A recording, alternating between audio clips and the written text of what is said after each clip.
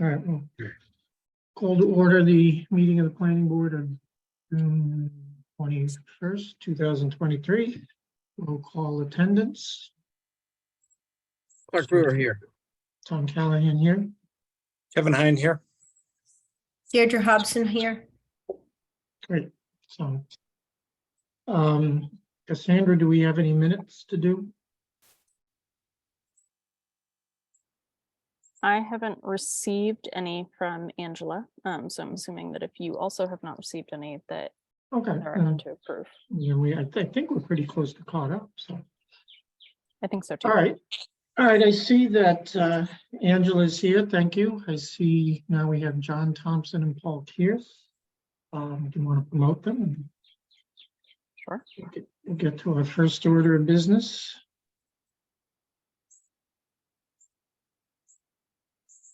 Which continues to be our liaison assignments. John from the same committee as Paul? No. No. Where's John from? What But I'm not committee? sure. I know that Mm-hmm. Open Space and Rec, I believe, was going to be sending a representative, so Oh, okay. he may okay. be the representative. Paul is on the Affordable Housing Steering Committee. Right. And I did talk to Jay, I don't remember his last name, Compare or something like that, of the Mhm. Sidewalk Committee. He said that they have a Open Space Rec position filled, so you guys don't have to worry about that one. Okay, fine, good. So really, our focus should be affordable housing, community preservation. Oh, did somebody volunteer for community preservation? Yes, Deirdre did. So really, it's these two committees that are here tonight. So Paul, welcome. Thank you for coming tonight. You're welcome. We're trying to decide on someone to be a liaison. Maybe you could give us an overview of what you guys are up to and how frequently you meet. So, yeah, we've always been meeting monthly. Depending on how busy we've been, there's a possibility of us going to meet every other month, maybe once we get a few projects under our belt sometime in 2024, maybe towards mid-year. But we meet once a month right now. It's usually for about an hour. Usually not much longer than that. And the scope of our work is primarily discussing the various housing projects that are going on and where they stand and what kind of support they need. The past 6 months, we've been primarily absorbed with the Habitat for Humanity project, which is 808 Jerusalem Road. So we've been involved in various aspects of that, working with Habitat on public awareness, fundraising type of things.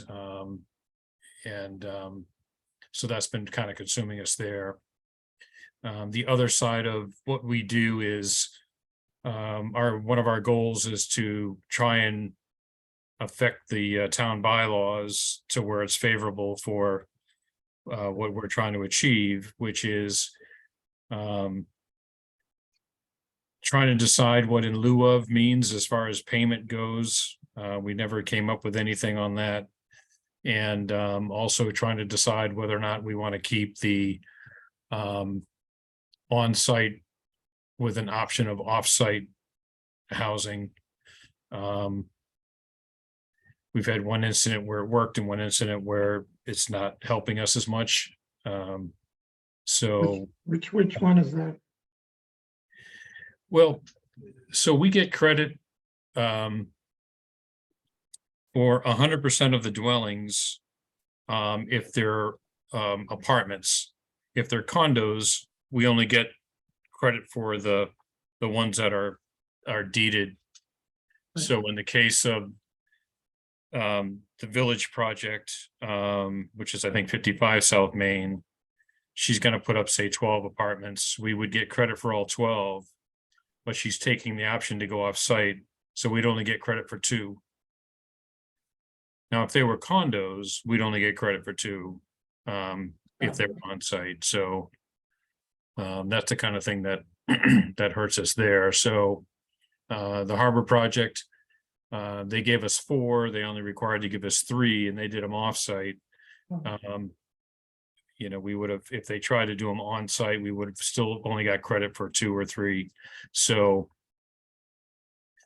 you know, the net result would have been the same either way. So having an offsite to further enhance the property's value and the marketing of the products there, having them offsite seemed to work.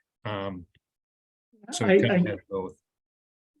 At some point, sooner rather than later, either you guys should come to the bylaw committee meeting or we should come to you. Yeah. We recently, like in this board, we discussed housing choice. I discussed it with the selectmen wearing the zoning bylaw committee hat 2 weeks ago now. You know, and we need to deal with housing choice, and where we cited, there is been proposals offline made, developers who have met with me about a project on the south side of 3A, south down past Shaw's. Yeah. You know, and as far as inclusionary zoning goes, the current, we haven't just started to discuss it yet in general, what changes we want to make to it, but a draft that I have done is we get rid of the offsite option or make it the absolute last choice. Yeah. The hotel was in a fairly unique situation. 55 South Main was, and we had a big debate about 55 South Main. That I'm not sure.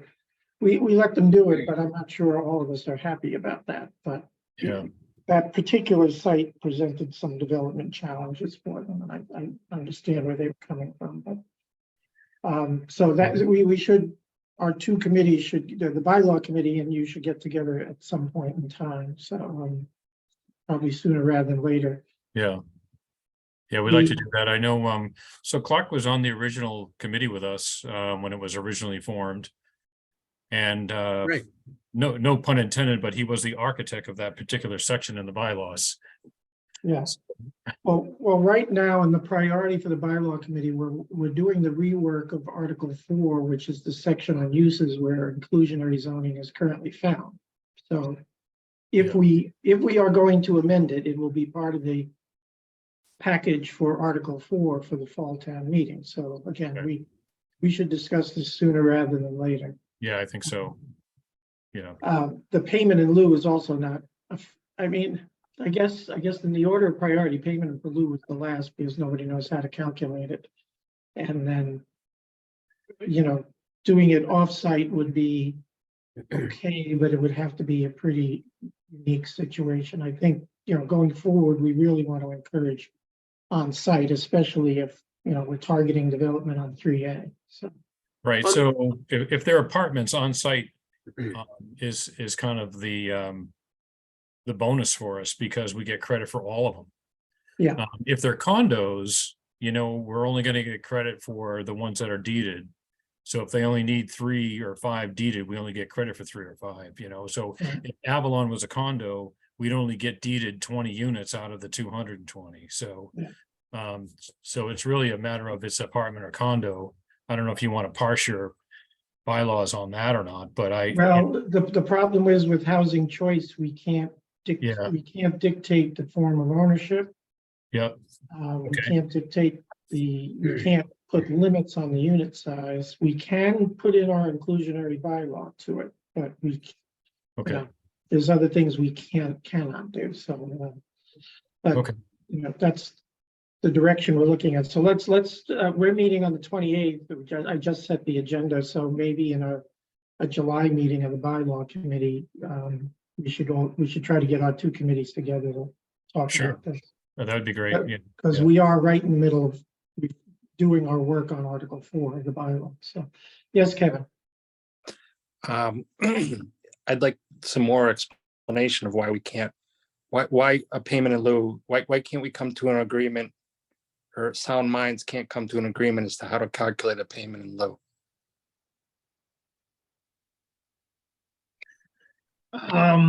That's a good question. I guess nobody's really tried to tackle it. Well, So I wanted to do, it's not true. We have tried to tackle it. And there's a number of other towns that have a very discrete calculation for the payment in lieu per unit. And I don't think we have a discrete calculation, but it's basically sets up the parameters in Yeah. under whatever it is, 411. Again, everything's on the table, Kevin, of what we do with that part of the bylaw going forward, but I just. My own view is that payment in lieu is a cop-out and doesn't necessarily get us units because it rarely will generate the kind of funds that the Paul's committee or the Affordable Housing Trust can then turn around and go develop or purchase something. So Well, it should.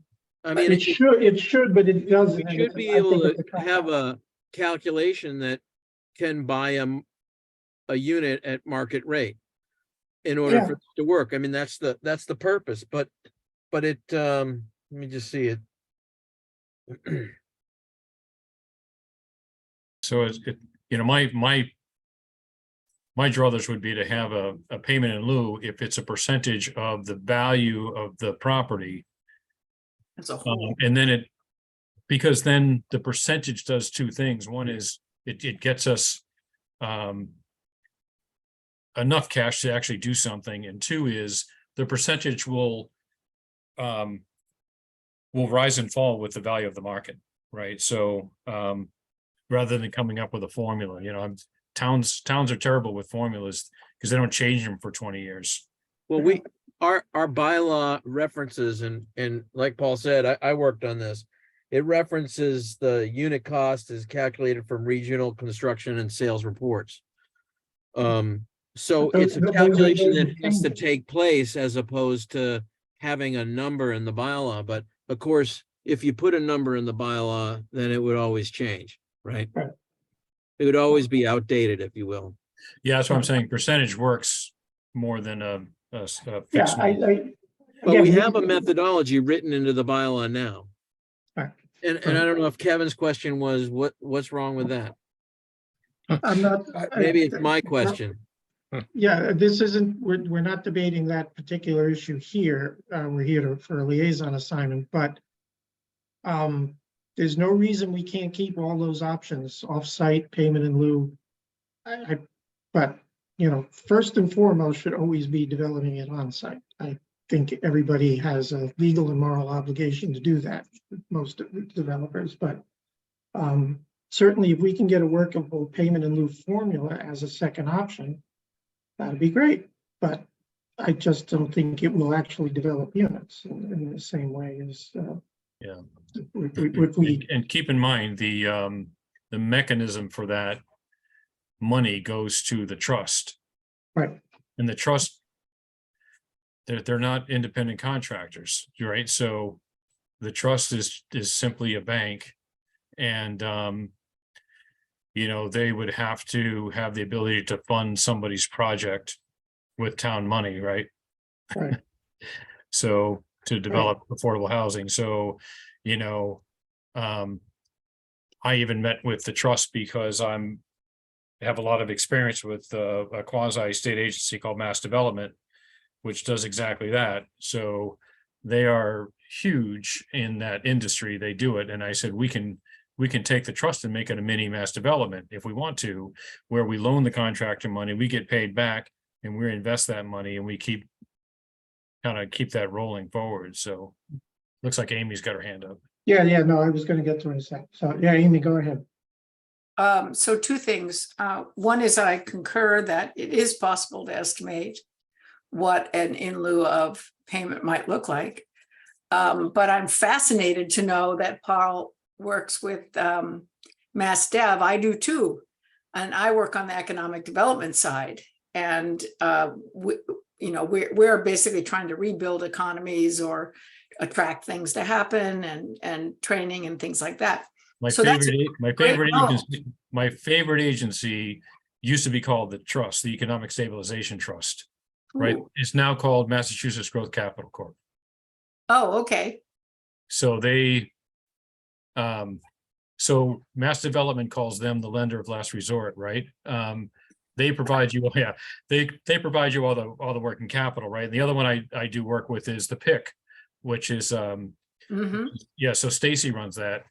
And she's, I don't know, 40 to $80 million fund, right? Where she does redevelopment financing. So yeah, mass development, I went to them to get money for the town hall and the senior center because they have the Mass Cultural Fund, which Deval Patrick put 40 million in, and they've done not much with it. So the 40 million is kind of still sitting there. So you could go for Mass Cultural to redo the town hall, the old section of the town hall. and then have- So I would recommend as a member of the planning board that we invite you back again to tell us who you are, what you do, how it works out, and how we can collaborate, because you obviously, I'm a recipient, or I'm a person that creates the infrastructure that goes into somebody's wish list, whereas have a different perspective, and I think we'd learn a lot. Yeah, they're great agencies. They provide a lot. I'm a manufacturer in Massachusetts, so I borrowed money from them all. And it's great. It works out well. They do workforce training as well. So I joke with Ted Carr because he was at Rasky and Berlin, right? And they're across the hall from Mass Development. So Ken Good was my buddy over at Mass Development. And I kept telling him, listen, this is what I need. And he's like, repeat your zip code again. Yeah, right. That's what we think too. That's one of our biggest challenges, is that we But don't have. Ted, so Ted is on the trust. Now, Ted is deeply involved in all of that. In fact, he was on Deval Patrick's committee on the Massport whole structure and helping him bring in the containers with Gene Hardigan. I know Gene Hardigan very well as well. So yeah, you can structure it. I wanted to take our little town trust and actually do the same thing. Why not? Why not generate revenue? I want to get us back. I know that was a No, deviation, it's all but interesting really stuff. important, because one of the Given biggest. that it's interesting stuff and their time commitment isn't huge, who would like to liaise to this committee? I think it is important for us going forward, and certainly in the short term, on the bylaw.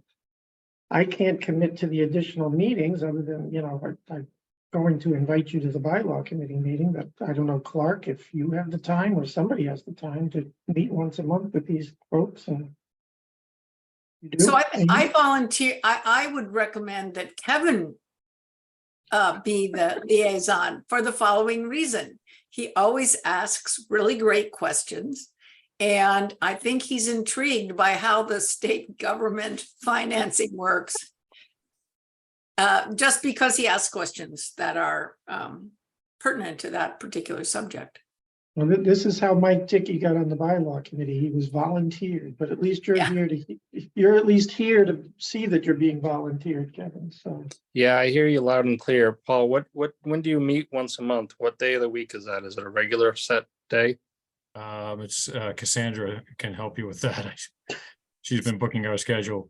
Tuesdays, once a month, usually. I think it's around the first or Third. second Tuesday of the month. Yeah. Typically at 4:30. Won't work for me. Apologize as much as I've been recommended to do so, or and I am an advocate of your efforts here. I would probably bring many questions, but not as many answers as others may think. But I know All right, Tuesdays present a We can conflict with certainly, me regularly. so what may work is kind of a reverse liaison. I think, maybe one of us or myself comes to your board I think that's with right. with updates and questions of you. So that, that might be work for us right Yeah. now. yeah. Okay, that might work, Yeah. because it might, the monthly attendance may not be required, for everything. Yeah, so it's subject matter based attendant, right? So All right. I think that would work because we're kind of tied up with the habitat thing. They want to break ground pretty soon, and then kind of, have us get more involved until, the paint dries. Right. All right, well, that's good. Yeah, and then that, and of course, with the bylaw committee, we're working on these. A lot of the housing issues are gonna be dealt with in the fall, so we should talk. Okay. Sooner So rather than- if you have me down for the liaison from affordable housing to planning rather than planning to affordable housing, then I would rather do it that way. I would rather make my time to meet with you on the bylaws and also get updates on what's being approved. Yeah, Because we want to know what's heading our way. And I know 55 South Main, they vacillated for a year whether they were condos or apartments, and then whether it was 14 or 12, so yeah. I don't even know if they're going to dig a hole without making 12 decisions. So I think that with One Pleasant Street, that was kind of nice because that came rolling straight forward. Yeah. And there's 14 apartments we're going to get credit for, right? So so that worked out pretty good. He wasn't looking to do in lieu of or anything like that. So or put anything offsite. So that worked out straight. So There's nothing in our pipeline looks like for the good part of the summer, other than, other than this informal talk about the south side of 3A. well, I think that the one thing that's going to come up that'll be probably unique, right, is scuttlebutt is that the lobster pound in the harbor there is dividing the lot in two, and one lot then may come before you for a B&B or Yeah, no, they were here a couple of weeks ago to do that subdivision. right. What So else have they proposed? On your behalf, what do you see them proposing besides the hotel or the other? That was it. yeah, That was so it. That was it that they told us. That yeah, so it's a confirmed change. the- It's a change of use, right? So the question is, if it's not, so I don't know what the definition of hotel is or extended stay versus temporary housing or apartment. You know what I mean? I don't know the length of a dwelling unit per resident is to qualify as an apartment. I don't know what the definitions are now, Right. right? Yeah, the hotel is an allowed use in the waterfront district right now. Yeah. And the zoning board still will have to approve a special permit, whatever goes in there, even if it's an allowed use by special permit. Yeah. Most all of the uses are by special permit. So, Right. they confirmed to us the long standing rumor that it would be some kind of boutique small hotel. So, Yeah, so we just need to know if there's a residential element there and then what the definition of a residential element is for that facility. That's, yeah, they didn't commit to any details for us, but, yeah, that's in the works, but I'm not expecting that anytime soon. okay. Yeah, and then, there's talk of this regional sewer coming through, and I'm also the sewer commissioner.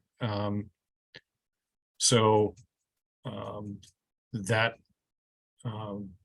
discussion is on 3A as well as South Main, so that would have certain level of housing added to it, and development of additional housing. So, that's something that would be coming, that's probably 25, 26, so not too. Yeah, and I mean, the bylaw committee at the moment is in the direction of, a housing choice overlay district would be on 3A. Okay, Probably in two pieces, maybe three. Again, haven't gotten to that level of excruciating detail. We're kind of getting mixed signals, comply, but minimalist compliance or something, allow for something to actually be built that, nobody is committed yet. But we probably would not do any rezoning that would allow multifamily along in any of the residential districts, so along Main Street, so for example. okay, So is there the possibility of that under the current zoning in RA, B, and C? Yes, there is, but it's not something that's going to happen as a matter of course. So we're going in the direction of concentrating multifamily on 3A. okay, Again, there's one piece of interest out there. I guess the Shaw's property is going to be changing hands and the new owner has some ideas. There's more than just the Shaw's Plaza that's part of that property, so. Yeah, well, the the CJC mixed use model, right? Retail and rental is apartments is pretty common through the South Shore now, so Yeah, would surprise me. We can't mandate mixed use under housing choice, so we can encourage it, but we can't mandate it. Right. Okay, And so, then by the way, I heard at a conference talking to a Situate Planning Board member, there may be a multifamily proposal on their side of the town line in proximity to the North Situate Station as well. yeah, they, Toll Brothers came to us because they wanted to put 300 units right off 3A.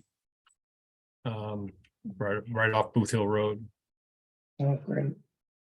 Yeah, so this thing's cooking, but it's quiet at the moment. So, all right, so we'll agree to be talking. I'll get in touch with you about the bylaw committee and when we can get together. Right, so, Next Wednesday is probably a little too soon, but if you feel free to jump in at the meeting if you want to. okay, so I'll be the liaison to you guys. Yeah. And then just remember to invite me to whatever. Yeah, the bylaw committee will be, Specific to that, yep, yeah, that'll be situational, but again, we are going forward with changes to Article 4 for the fall Okay. town meeting. yeah, because then I can take drafts and get it to my committee and have them look at it and get opinions and then bring it back to you, that kind of thing. Yeah, and just so you also know, we just put out surveys regarding accessory dwellings and short-term rentals. Okay, Because there is a sentiment to maybe expanding the opportunity to develop accessory dwelling units. okay. Again, nothing is cast in stone yet, but it's also part of the Article 4 mix that we're talking about, so. Okay. We haven't gotten to that part of Article 4 and probably won't for another month at least, because right now we're just working on the table of uses and trying to condense it into the mess from the mess it is today. That's our main focus. But as we do the rest of Article 4, it will include inclusionary zoning, it will include accessory dwellings. And as far as the zoning for housing choice, I'd rather do that sooner rather than later, but the deadline is until 2024, so. Yeah, and then that one, we're taking a lot of guidance from the select board on that one. Yeah, that's a bigger townwide policy decision that has to be made. Okay. So, all right, well, thanks for coming, Paul. We'll be in touch. Amy still has her hand up. Amy, you got, whatever. Yeah, I guess I'm wondering, in light of the changes that have happened at the state level in terms of affordability, why we would indicate or suggest that all multi-unit housing be on 3A, given that our schools are embedded at the top of hills, but that the land availability is likely to be actually below the peak of the hills. Why is it that we're suggesting that we would not have multi-unit housing within the downtown area? I mean, the downtown area has all of the resources that people need, including dentists and doctors and food purveyors and things like that. How did it come to be that we decided that this would only be? That's first Tom's of all- thought. We didn't decide that. I mean, the village has always been a place for densification. That's why we changed the bylaw. Right, and nobody's. It also makes sense. It also makes sense to have multiple unit or multifamily opportunities in relation to the train stations. In terms of not in relation to the train stations, I don't think it makes much sense, or it shouldn't be a target area, but if it happens, right? Yeah, I didn't mean to imply that we were doing anything different in the village. The village zoning at the is, there's nobody proposing any change to the village zoning. It will remain a mixed use district that will require. It just sounded like we had gravitated toward. No, it's. I mean, for children, the 3A is about the most dangerous place they could possibly live. No, I'm just, I meant think Tom to was be focused on clear. housing choice. Yeah, the direction, yes, housing choice is dictating we do it within proximity to a station, so that's dictating 3A. But the second thing is that there is little to zero sentiment of starting to do apartment buildings in residence A, B, and C. And that would, I think you can imagine what the selling on that would be, but we still have the Village, we will have 3A. We have West Corner, we have Beechwood, which is now gonna, apartments over So there. I would recommend that we not use the language of suggesting that multi-unit residence occurs on 3A. 3A has a back and a front. And when we say that, it makes it sound like we're putting people on the major thoroughfare of a 4 or 5 city road system. When in fact, that's not what we're proposing. We're talking about if we're anchoring things toward infrastructure around how transportation, we should use that language rather than making it sound like 3A is a place where people are Okay. gonna. All right, if you want to play semantics, fine, that's The node, I- it's the I- node, not the corridor, the nodes, not the the corridor. nodes, the nodes. Yeah, I mean, I just think, Transportation you hub or know, as node. a single All mom. right, can we kid- move on? This was simply a discussion about I liaison know, but assignments. You I'm are just saying, welcome. nomenclature I is think really it's a good- important. I think it's a good point, Amy. Okay. All right. Oh, Paul, you gotta know, we get a little verbal at times in this group here, but it's all good Yeah, stuff. that's what, yeah, you Kevin, might not I'm want to- very familiar with it. Never happens in the housing. I've been to a couple of planning board meetings, yes. All right, we All right. have a plan going forward for your committee and this committee and for the zoning bylaw committee. So thank you for coming, Paul. I appreciate it. Okay, I look forward to the emails, and Cassandra, if you want to just keep me updated, that'd be great. Absolutely. Thank you. Thanks for joining, Paul. Take care of it. Thanks. Take care, Deirdre. We'll see you. All right, so do we no longer have anyone from open space here? No, whoever that was dropped off. So All right, there's well, nobody else here but you guys and Andy. I think that is probably, something similar, having done that job for a little bit, that, we speak to them on an as-needed basis, have maybe ask for an update from time to time, find out how the implementation of the open space plan is going. It's what, year 3 of their current 7-year plan or year 4. I think we can just leave it as that. All right, that's it for liaisons then, right? That is all. That is it. All right. So the next Can I- part of the Can I agenda. just ask a quick question? Sure. Sandra, will you add me to the community preservation group so that I get emails, or how does that work? So I don't manage that committee.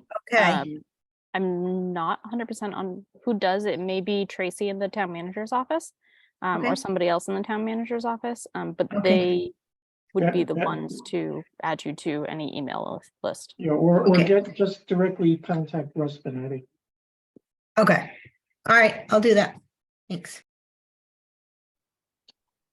All right, so I don't have an agenda in front of me. Next, we were going to Goals and discuss objectives. goals and objectives and other miscellany that might come up. So obviously, goal and objective is working on the bylaw, is that covered. Clark and I will continue to report on a regular basis. As a matter of fact, Sandra suggested maybe skipping one of our July meetings, and I'm fine with skipping one of them, but I'd like to probably use one of them to bring you up to speed on what we're doing with Article 4, because I think the judge is working on some edits and updates, and the next zoning bylaw committee next Wednesday, we're expecting more work product from her and a lot more discussion. So I think for our July 12 meeting, we probably would have something to bring to this board to discuss, because again, I don't want to leave everything until we, the formal vetting process in the fall at the last minute. I'd rather you guys be involved sooner rather than later. But other than, so that being a priority, I'd just like to, we'll keep you up to date on it and just would like to use one of the July meetings for that purpose. We can cancel the other July meeting, that's fine, and I assume we're already only meeting once in August, so. Anyway, Anybody else? What else? Oh, the floor is open. What other goals and objectives do we have, should we have? I had a Go ahead, Kevin. Kevin, go ahead. Yeah, Clark, you and Amy put together a fine word outline that Tom transmitted to the select board. Is that basically what you did, Tom? And then they were gonna mull it over and think about it? Or was there any feedback or Well, discussion of Well, that? no, so, the select board, when they got to the goals and objectives portion of their meeting last week, apparently shut off Zoom. They were still meeting live. They stopped recording it. So, I know Amy was monitoring it. I couldn't, but I spoken to. I was on it, but it just went away. I couldn't find Yeah, it. so, they did that and, that's their decision, their reasons, who knows, but I've only spoken to one, I've only had the time to speak to one select board members since Did they about, say anything about what we sent? they acknowledged receiving it, but it doesn't sound like it was discussed in any excruciating Mhm. detail. That's all I mean- know. I only spoke to Yeah. one person. That and, sound, that's, doesn't sound surprising. No, I don't think I it's mean, kind of, I mean, I sent it the day of their meeting. And, they probably already had 27 priorities yeah, to work through. But I don't even, well, I it haven't is even. important that we try to upload our interests based on our experience level and try and share that. Yeah, I don't even know. I haven't had any feedback of what they did say were their goals and objectives for the year. I'm sure sidewalks and playgrounds and infrastructure kind of things are still up there Sidewalks. high on their list, so. But as far as, the recommendations that you guys put together that, about studies, we touched upon that the week before with the bylaw committee's presentation to the select board. And that's, moving on the necessary studies that we need to have. It's going to be a topic of our meeting on the 28th and the agenda I just gave Sandra. So, Well, number Whether- one whether was they to give us- reaffirm the master plan. I think yeah. because some of the selectmen have been like, we don't, the master plan's 15 years old. We don't care about it anymore. Yeah, and I will tell you. Even if from the- it's only 3 years old, They it's still don't. Yeah, and I kind of for got that whatever- sentiment. for whatever reason, to reaffirm that it's a resource for municipal leaders to use to help make decisions or put a path in place for problem solving. Yeah, and the one select person I saw who we spoke to, who remained nameless, kind of, is of this, I would say is of the school of thought that the master plan is dated and not as much of a priority. Let's put it, that's putting it nicely, I think, so. Or You know- perhaps irrelevant, and putting it in as a reminder is just try to redirect that thinking. But Amy, I don't know if you have any thoughts on this matter. Amy, you also served on the master plan committee, and Correct, we work together. I would say that one of the confusing qualities of having the structure of local government in a state like Massachusetts is you have three different kinds of pudding, if you will, in terms of what you choose to say you like best. And in the case of a town our size, to have done such a thorough and precise master plan is quite unusual. We had more clear analysis and mechanisms that are tried and true than most of the same 8,000 person communities in the state of Massachusetts. So I feel like, and that really is the result of the composition of our master plan committee, which was highly active, highly historically grounded, and also represented and made efforts to understand what the public wanted. right, So we had a lot of outreach. that's right. And so I would assume that the select board would, with greater time to think about it and reflect would recognize that we did all of that work so that the town would be a better place for people to live. And if it doesn't end up being a part of the steering mechanism for town, then we will end up being a situation as we just had for the last 2 years, which is people driving their speedboats as hard and as fast as they possibly can to build whatever they want, regardless of what kind of a town we want to be. So my view is that as a board, we need to help the select board appreciate the amount of work that was done and why it distinguishes us as a small community that tried gallantly to set a future that actually can be achieved. Amy, I'm with you, having been married to a gentleman who sat on that committee and worked many, many long hours with Clark on that and you, and became very frustrated and almost depressed about the whole process. I mean, my feeling is at this point is that speech you just gave probably needs to be said to each and every selectman. The problem is that when they get reelected, as we know in town government in Massachusetts, I grew up in New York, it's a whole different shooting match. Oh, my priorities are sidewalks. Oh, my priorities are the playground. Oh, my priorities are whatever. So what happens is it gets lost. And all that work and all that time that all of you put into it is irrelevant to them because it's not what they want done for this town. Whether it's another farmer's market twice a week or a band that plays on the common because it brings the kids there. It's very frustrating. And I do commend both you and Clark and Tom. He's been down this road before, that you're not climbing the walls and just throwing your hands up. But I could remind you of the 2004 map. Yeah, well, Peter's When the told me. planning board, everybody rejected that one. Yeah. And Clark and I formed a citizens committee to start to promote some of the changes.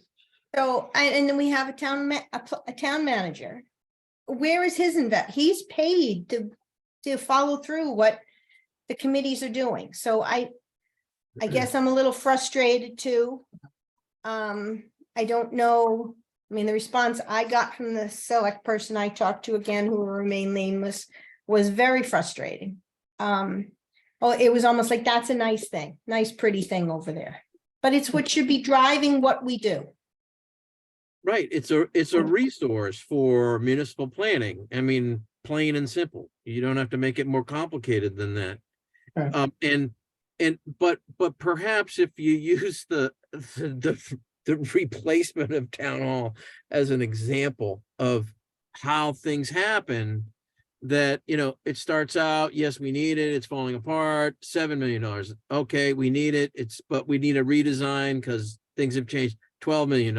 Okay, now it's $24 million. And the thousands of hours and hundreds of thousands of dollars of design consultants that essentially remain wasted, that we as a community have wasted resources that could have been captured. For example, if at the time of planning out renovations or replacement for the town hall, the first committee, if a budget was established for not to exceed $10 million, period, then the team would have had to have designed for 10 million, and that's it. We wouldn't be talking about 24 million a month ago. You know, I just think that perhaps the issue is a little deeper or more strategic in how we make decisions or set up expectations and goals at the onset, and then make sure that those have been followed through throughout the process. Because these processes can take so long, you know, ending with adoption of the master plan, going through COVID, and then here we are today, that yes, there's some institutional knowledge that has been forgotten. There's, you know, there's turnover, personnel turnover, but that doesn't mean that the product and the process are irrelevant. No, I mean, I think that whoever's left standing that understands that, it's their responsibility to say something. And then again, perhaps our processes need to have expectations up front instead of shock and dismay at the end, because we have the resources. Um, yeah, go ahead, Ian. I would like to say, as a person who came from another part of the universe, that the role of town government in my past experience was quite specific. And there was a dividing of the tasks related to the running of the infrastructure of the ship and the outlook for the future. And the state required that that be the division of responsibility, is that localities had the responsibility to govern and pay the bills, but that they had also to look out into the future. So I think what we should have is a conversation with the select board and the planning board, and arrive at an understanding of how we can be helpful to them and move forward as a community with them on the basis of the difference of jobs and tasks and understandings and responsibilities. I mean, my thought is, we are the statutorily, Yes, it's the statutory board charged with the master plan or stewarding the master plan. And so obviously from what we know of this, the select board, we're going to have to be the ones that has to be the master plan's champion. They're not going to. Well, I they guess, well, with the first right of all, persuasion, and they may be with the right reminder. yeah. And I mean, first, I don't know, Cassandra, if you can obtain what they set out as their goals and objectives, I think first we should know what they are. And then we Apparently can. minutes are going to be put together. Yeah, no, and I'm sure they'll come up with a written document, because back in the day we did, but who knows, but and then I think that once we know what their goals and objectives are, we can look at it, see where it is consistent with the master plan, in conflict with the master plan, or could be helped by the master plan. And then, yes, sit down with them and, have a heart to heart with them and say, look, don't cast this aside. Give them the arguments as to why that is a valuable tool to them for them to reach their goals and objectives. I had no problem with that, but let's start with finding out what the hell they set as goals, and then we can go from there. If we have a joint meeting, or we get on their agenda at some point, I'd like us to all be there, and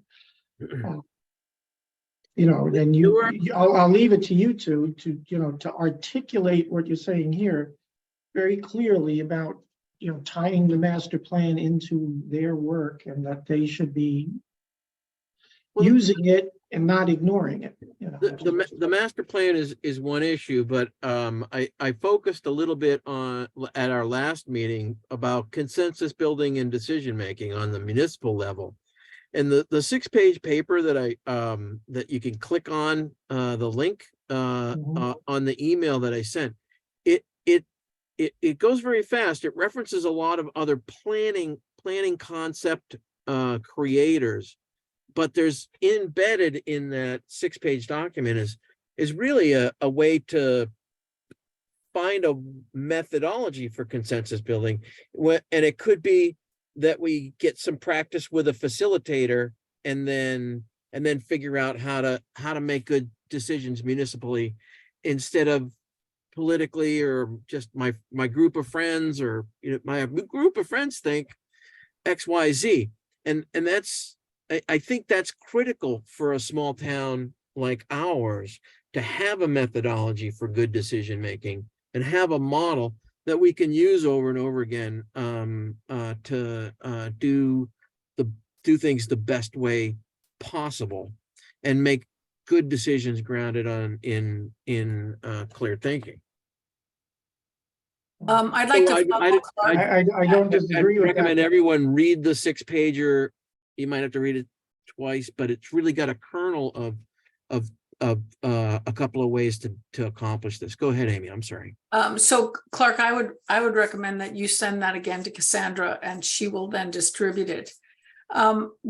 We did also include in what we wrote about where the planning board's eyes were focused on is the fact that unlike many places, we are a community that can access resources, we can access advice, and that we, as responsible members of the planning board, made requests for the resources necessary to achieve the objectives that both the select board and the community and we as a board have historically acknowledged and approved.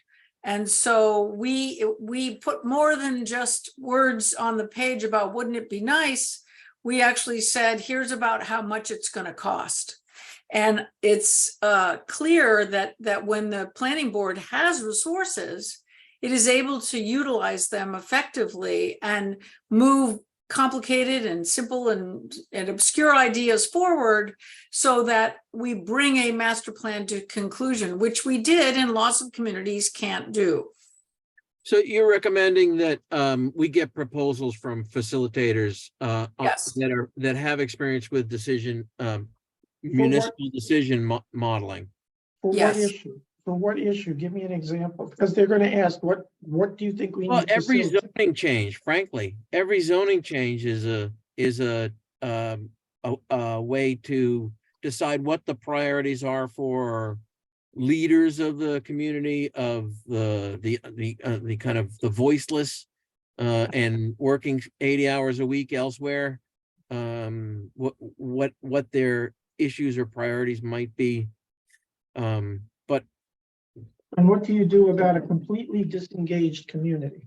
facilitator, You know as well as I do. that- modeling, No, I know, Clark, I get what you're saying about the Yeah. town board members, but you know as well as I do that we, generally speaking, have a completely disengaged community who doesn't get into the weeds on some of these issues. yeah, and they, You and then heard their at town stakeholders. meeting, you heard at town meeting the sentiment that town hall or school funding, like they were mutually exclusive, and if I vote for this, I won't get that later on. You know, I took the project management training course. I was a certified project manager for a while, but then the continuing ed killed me. And really the main point of that is to identify stakeholders and have a model for good decision making and managing projects, programs. You know, programs are multiple projects. The zoning bylaw is like this. It's a process, or a program where you have each individual chapter is like a project. And there's We're not definite gonna get- methodologies for managing these systems.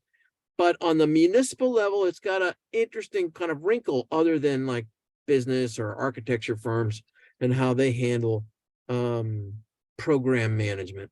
So and that's why I think we can have an expert that helps us with the process of making good decisions. And the zoning bylaws is a perfect example, but there's if you want more examples, I can think No, that. I understand the and come up with examples. I don't understand, what I don't see is happening, for example, on these surveys we just sent out on the bylaw committee.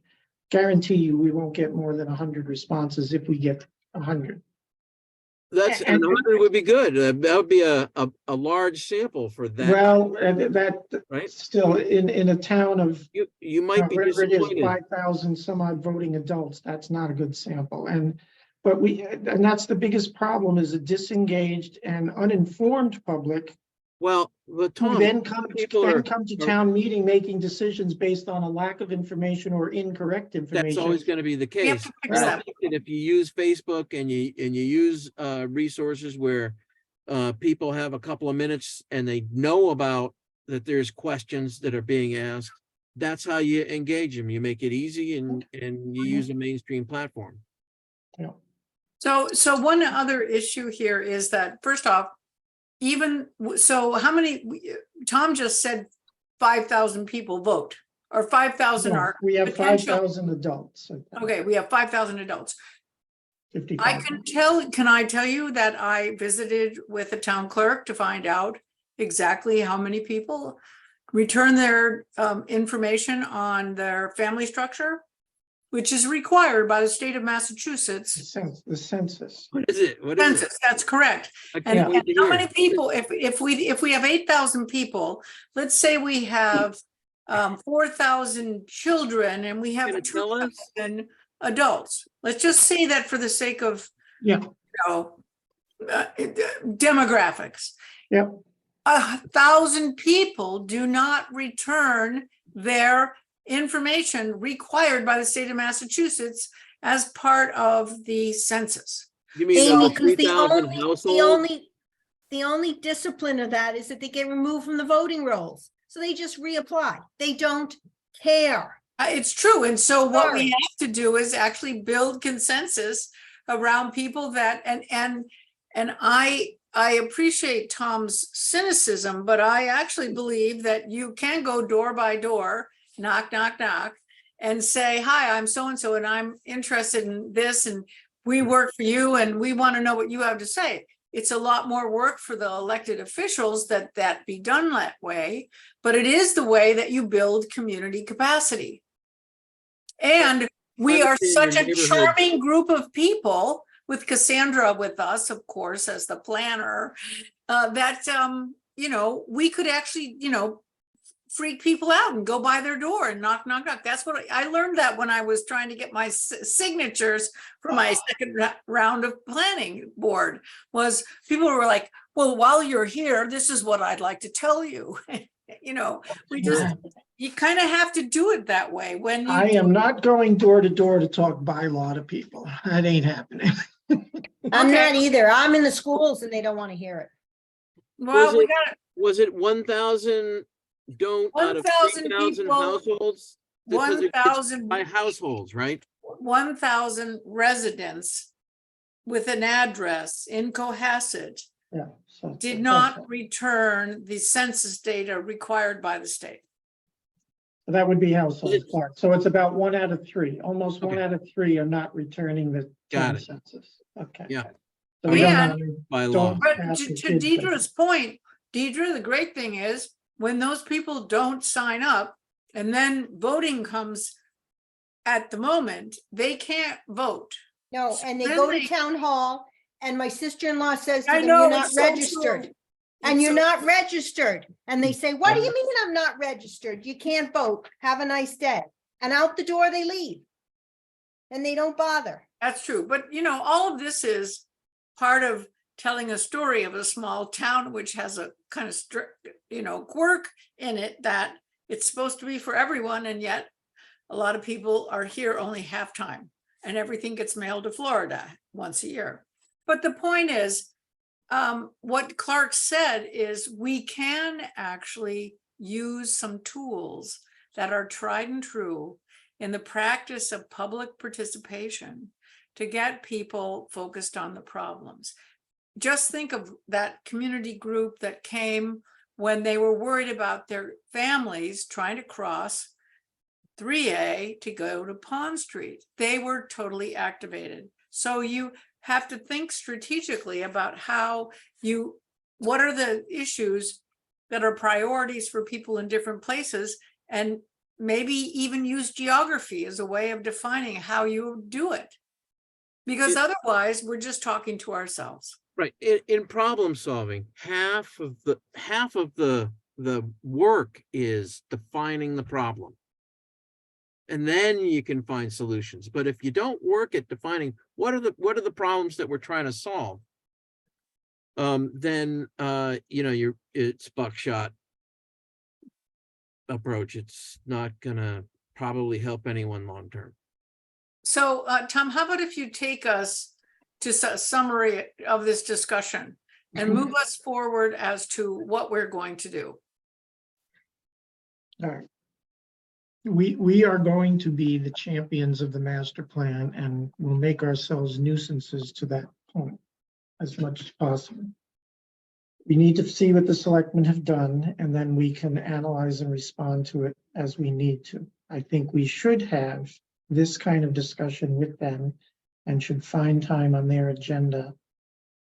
Cassandra, maybe you can look ahead to what they're planning for their summer, and, you know, they might have a night where it's light meeting, and we can have a meaningful discussion of more than 5 minutes.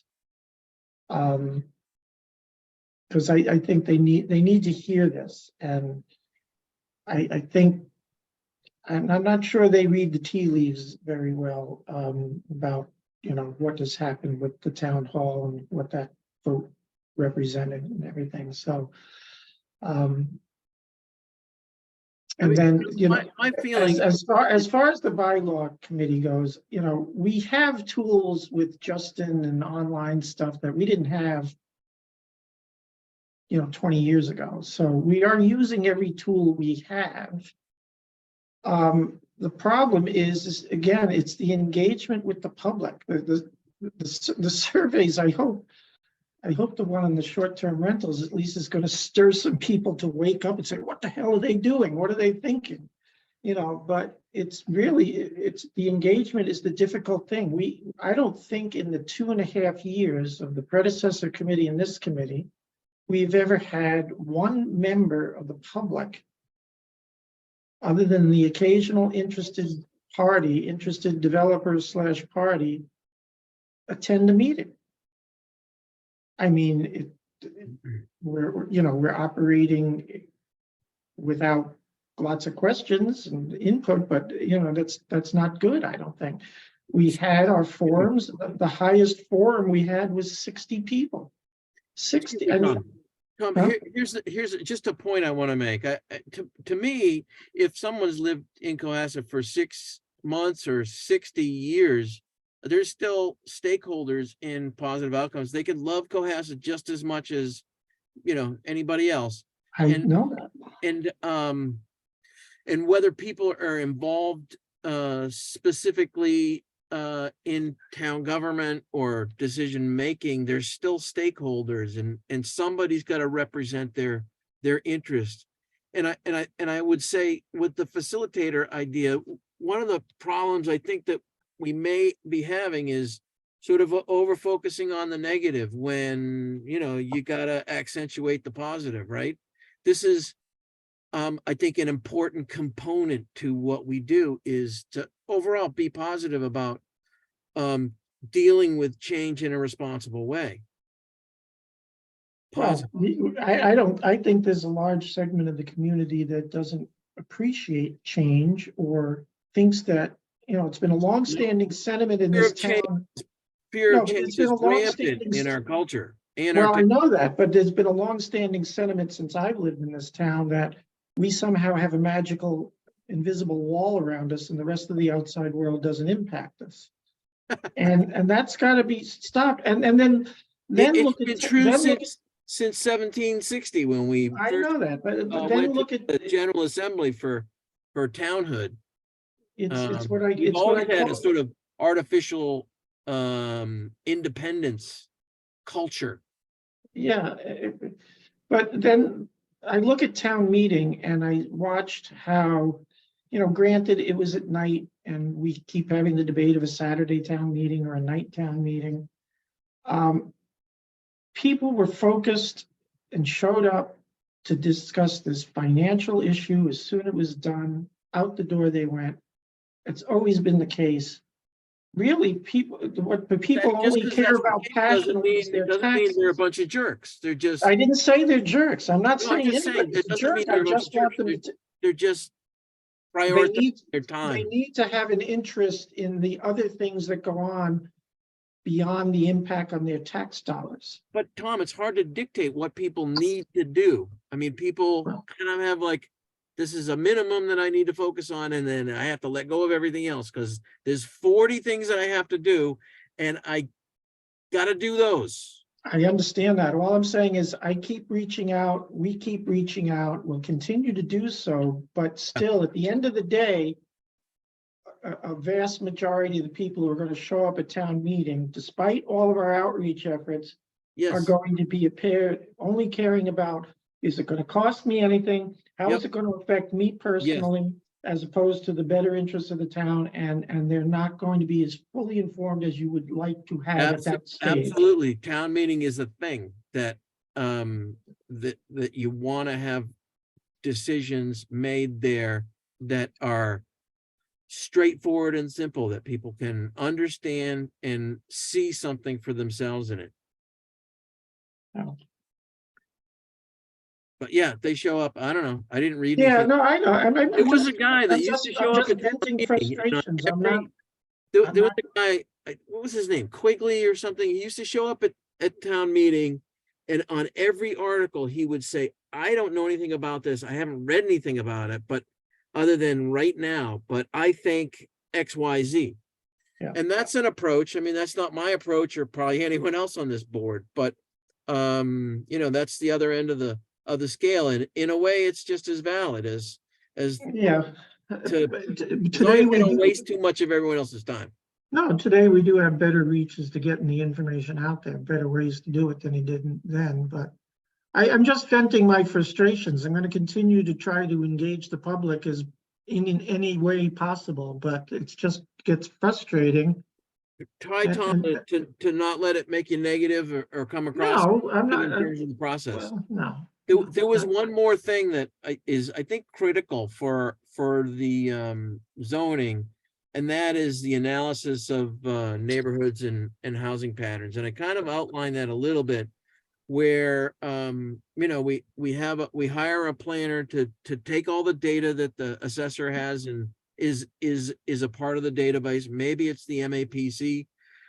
To get a proposal from them to do the analysis on neighborhoods in residence A. What are those average lot size? What is the min? What's the max? Residence B, same height, overall square footage in relation to the plan, and have that as a model, so that when we change something in the zoning bylaw, we can use the model instead of trying to say, oh, well, what Clark thinks is. It's a big problem, Clark thinks, so that we have real tools that can provide us detailed justification for what we want to Yeah, change. well, We can the- see it. We can see how it could work. Yes, and Buildable, I've buildable I've been lots, single talking, lots, the whole bit.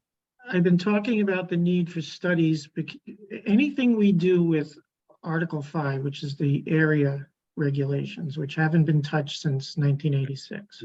The suggestion. it We would- need studies on it, and when I was there for the bylaw committee with the select board 3 weeks ago, I said that we need money for a study. We need to study build out patterns. We need to study what our Strategy current. strategy 1.1 from the master plan. That's, Yeah, we need to get no, I know that, and be discreet that's, and get proposals from vendors. and been consistent. So at the bylaw committee on this Wednesday, one of the agenda items I just put together was to finalize what that Article 5 related study would encompass, and that then, the bottom line is. It's what I've outlined, I think. I The think, bottom line is the money, obviously. We have to have the money to go get this study, but well, so, I'm talking about, once we find the discrete,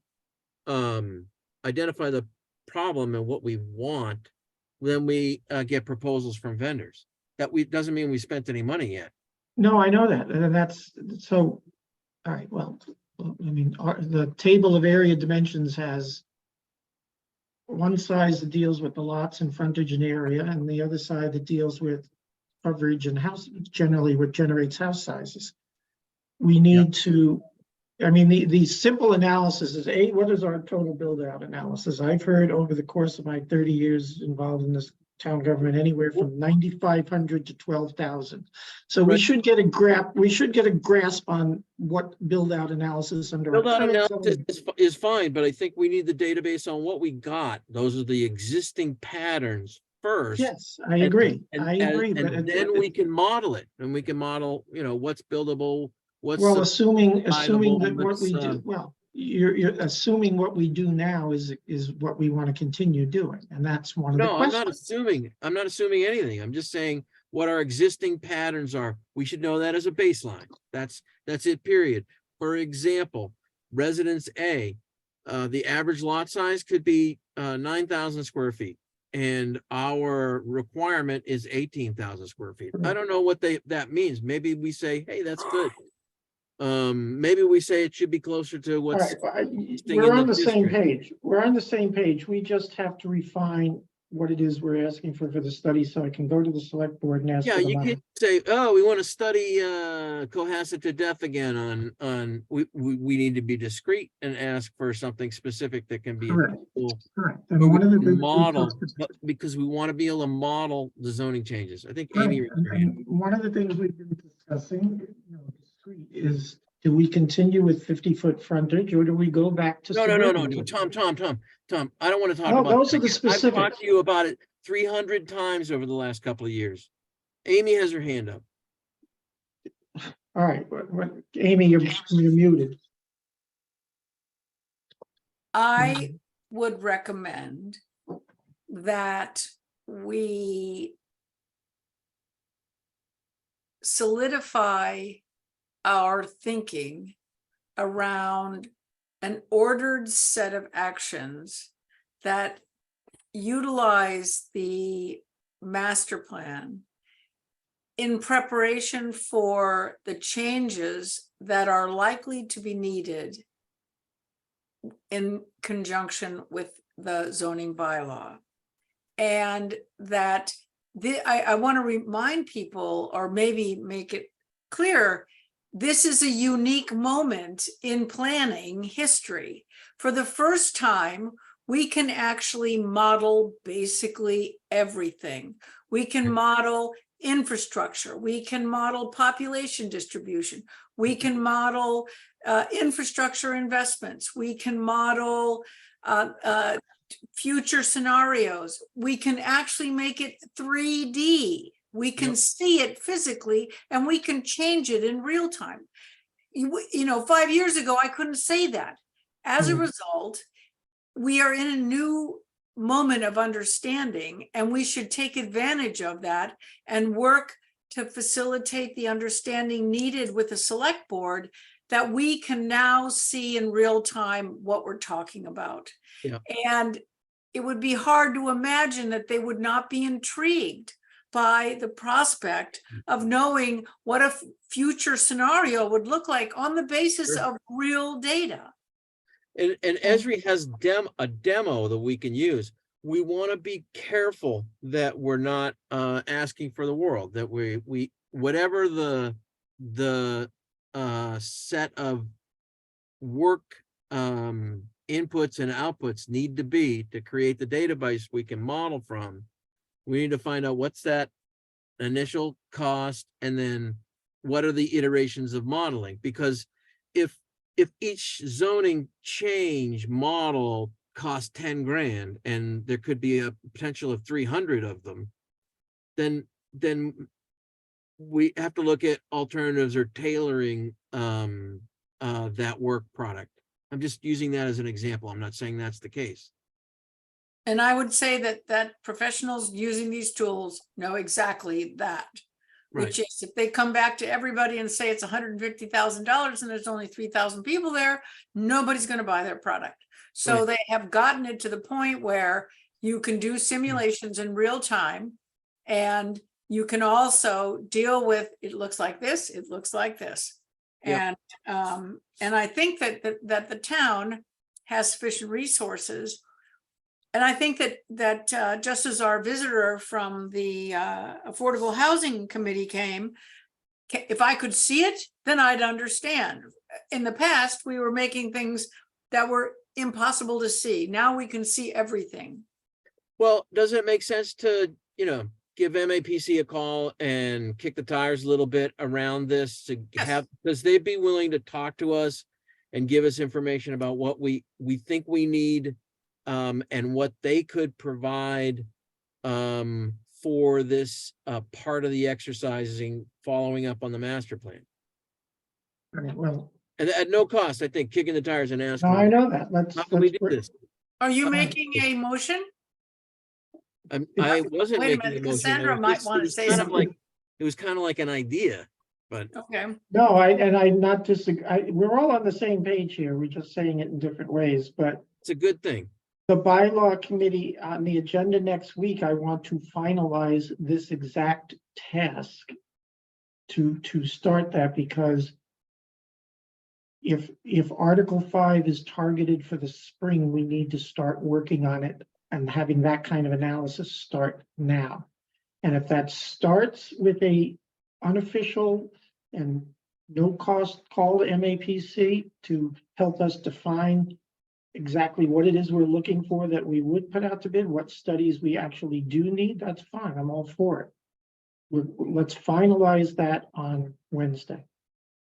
This board doesn't need to act on that, but I get the sentiment that everybody, we're all on the same page of doing that. The question is, will the select board then make the money available to do the work that's necessary? I mean, it may be going to the town manager and having an expenditure for, There is, Or a town meeting. Cassandra, there is some money out there, right, available to the bylaw committee? I just don't think it's on the road. There is some money that has been designated for the zoning bylaw study. Yeah. I'd have Good. to get an update from accounting as to how much is left, and obviously, that's dependent upon what you want to do with Yeah, that I money. don't think it's in excess of $100,000, so It's kind not. of things we're gonna have to do, we're either gonna have to get an additional appropriation or do things on the cheap. So I'd rather get the additional appropriation, obviously, but There are certainly grant MAPC programs out there Yeah, that we don't we could get- explore, but of course, those take time. So depending on when you want to accomplish these things, and there's no guarantee. No, yeah, again. if it helps before Wednesday, I'll give a call over to the guys I know at MAPC and see what they think. And then it probably makes sense for me to sort of turn things over to Cassandra as our planner. All right, do that if you can, that would be great. Cassandra, who have you talked to over there, or have you met any of them yet? I have met some people, but a lot of them are on the community engagement side. Are So you going to the South Shore Coalition? yes, I have been. So I've talked to Sasha Parodi. She's our contact, but she actually just sent out an email today that they've had a couple position changes. So they're a little short-staffed, and she hasn't had as much time with the coalition as she would have liked. So Right. she's really the only contact I have. So if you know someone that you think would be a good contact, by all means, you can either so pass their Mark, information on to me, or I can reach Yeah, out to that- Sasha and find out. Mark Drayson, who's the president of MAPC, is a graduate of my department. Mark And is I good.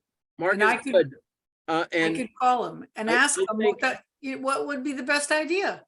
I was gonna reach out to, because he's part salesman. Ralph Wilmer is the one who wrote our master plan. Yeah, it's true. And I would say, he's more of a nuts and bolts guy. He's kind of dry. Mark is more of a salesman and, equally, competent in their own ways. I would tend to reach out to Ralph first and then maybe Mark. It's as sort of well. funny. I All think right, of right, this that's- exactly the opposite, because Ralph will Or- say, this is almost impossible to do, and Mark will say, I'll talk to Ralph.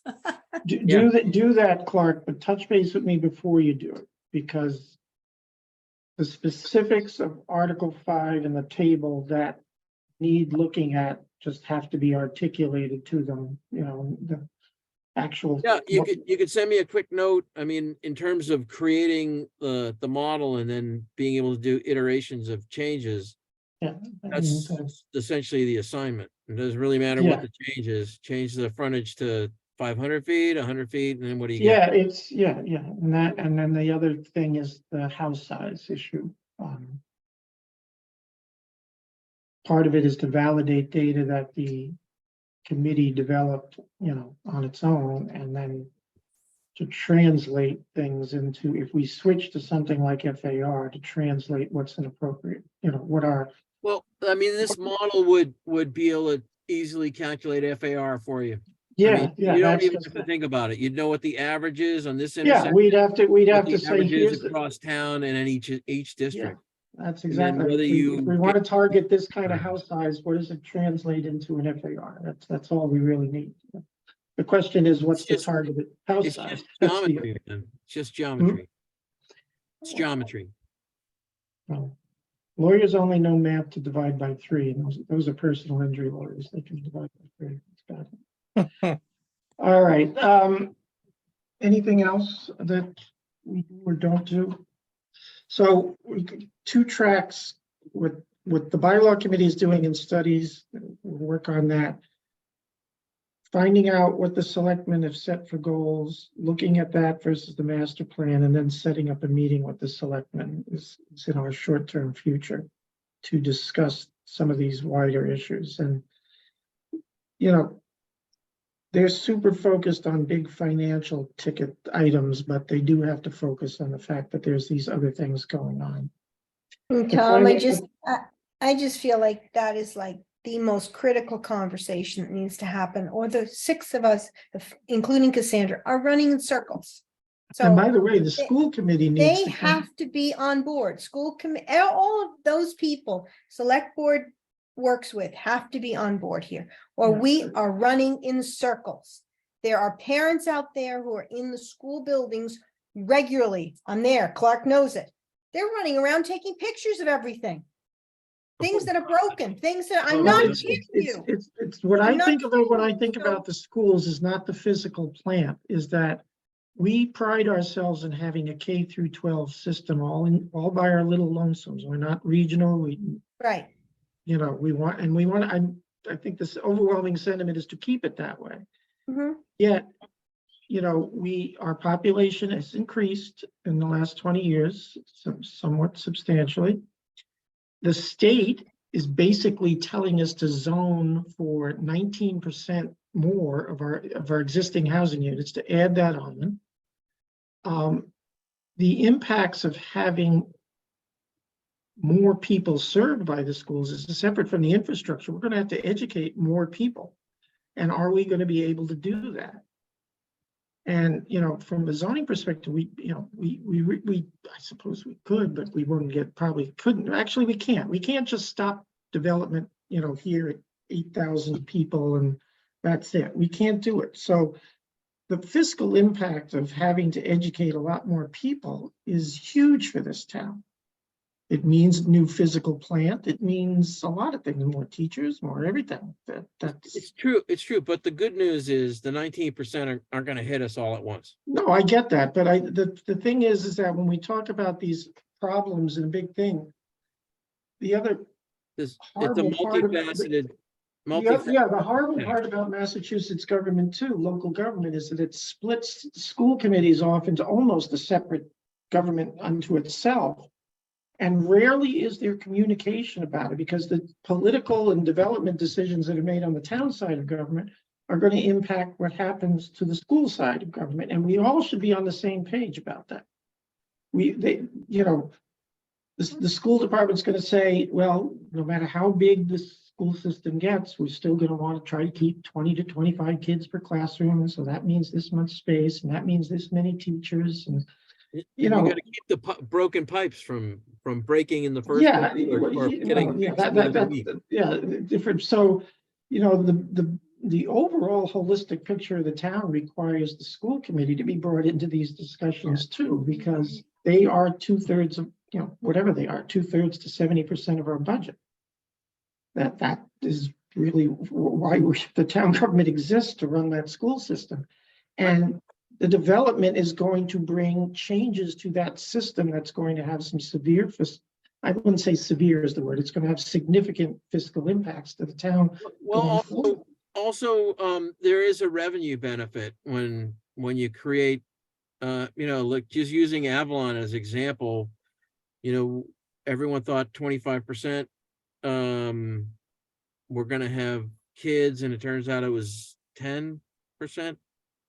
Quite a small. I think smaller Katie fraction. Dugan told me once it's never been more than like 16 to 19 kids, and the original projection was 76. Right, so that's a difference, and that might be specific to that type of development. Other types of development might have a higher number of kids, you know, because it's 1 and 2 bedroom plus a loft.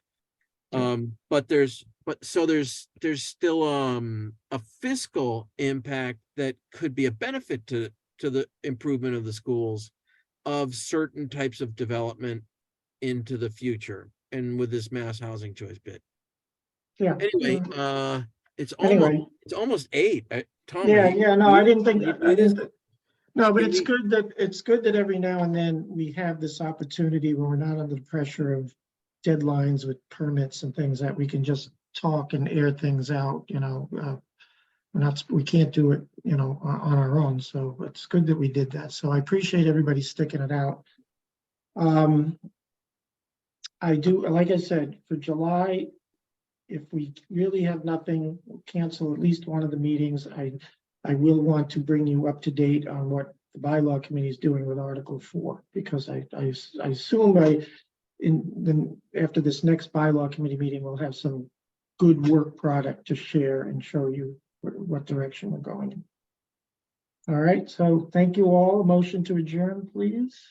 So moved. Yes.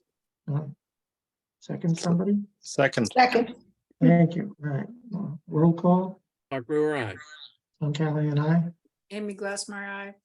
Kevin Heine, aye. Deirdre Hobson, I. All right. Thank And you. thank you, Cassandra. Thank you You had the all. best looking. Thank you, Happy Cassandra. happy first day of summer. Thank Thanks, you. everyone. I like to sit outside. All right. Bye-bye. Good night. Good night all.